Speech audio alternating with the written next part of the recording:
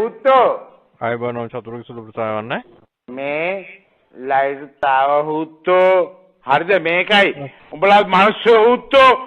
තේරුම් ගනින් ලයිට් තාවා මම thank you වල කතා කරේ උඹලා මිනිස්සු අපිත් මිනිස්සු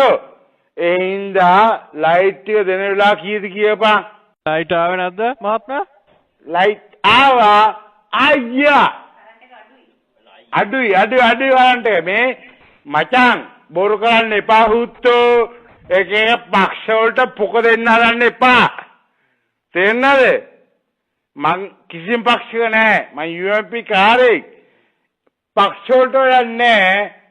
මාව එල්ලලා ගහනවා මාව එල්ලලා ගැව්වා අර ඔබ ආන්ද ඉන්නේ හලෝ